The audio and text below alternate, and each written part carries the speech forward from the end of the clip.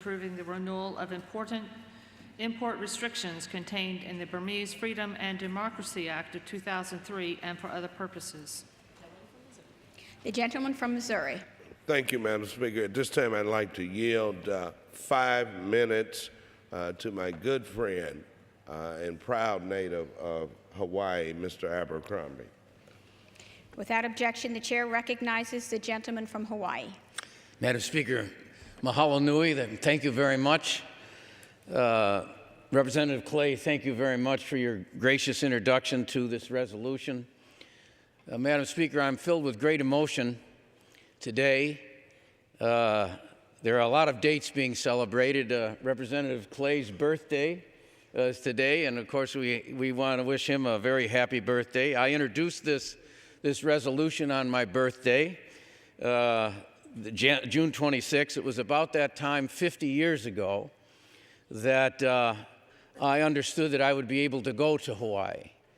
Just before that, I had been informed that I had received a teaching assistantship at the University of Hawaii and that I would be soon on my way at the end of the summer to begin what became 50 years in Hawaii. So I have that same anniversary. Statehood, of course, came in August 21st, and the first week in September, Neil Abercrombie arrived in Honolulu and knew almost immediately that I would never leave if given the opportunity.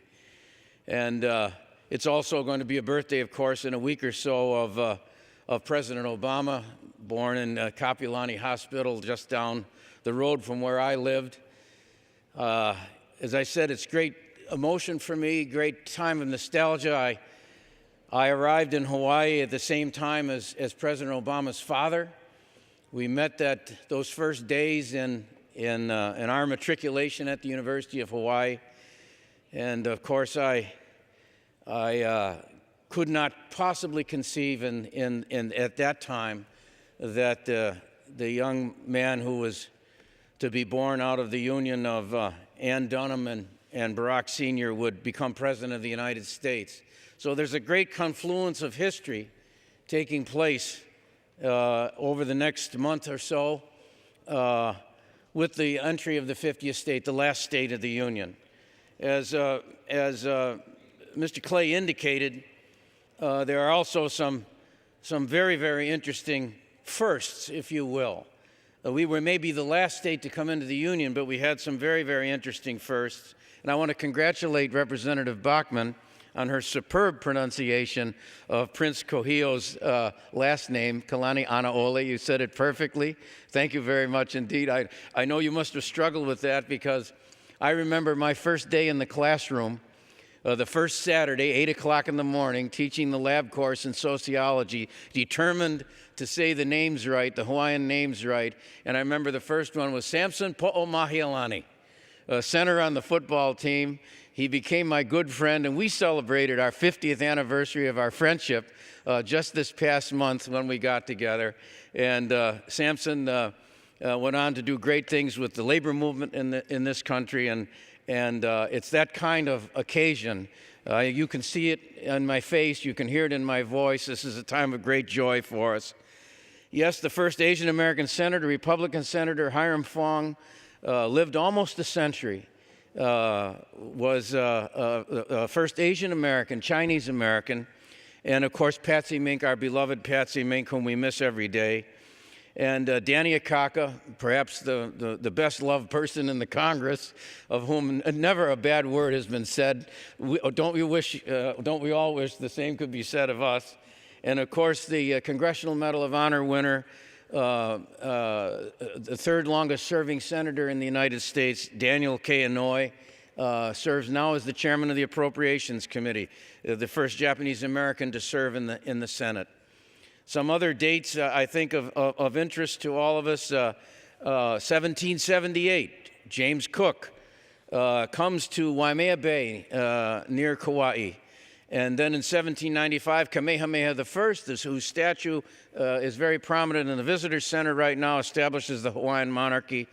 And February 24th, in 1954, Mr. Speaker, a 250-pound petition containing 120,000 signatures in favor of statehood was delivered to the Congress. And then in March of 1959, this House of Representatives passed the Hawaii Statehood Bill 323 to 89. I'm sure the 89 all had a chance to visit and regretted their votes against it. And of course, then President Eisenhower signed the proclamation, making us the 50th state on August 24th. So, Mr. Speaker, I can say from the bottom of my heart that Hawaii has given everything to me. I never conceived, as I indicated earlier, that I would ever have a chance to represent Hawaii in Congress. It is not just an honor and a privilege to do so, but I ask all then. Could I have another 30 seconds? I yield an additional 1 minute to the gentleman. Gentleman is recognized for an additional minute. Thank you, Mr. Speaker. So I ask all now then to join with us in this joyous occasion where we have the opportunity to celebrate friendships and relationships of decades standing, to celebrate the transition of Hawaii from the time of a pre-feudal kingdom, a shotgun republic, a territory, and now a state of the Union, the last state of the Union to this time. We are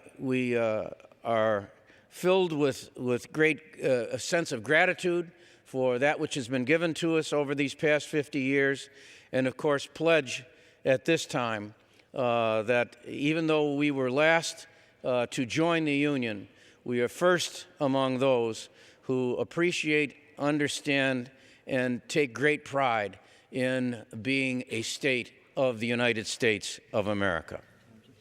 Thank you, Mr. Speaker.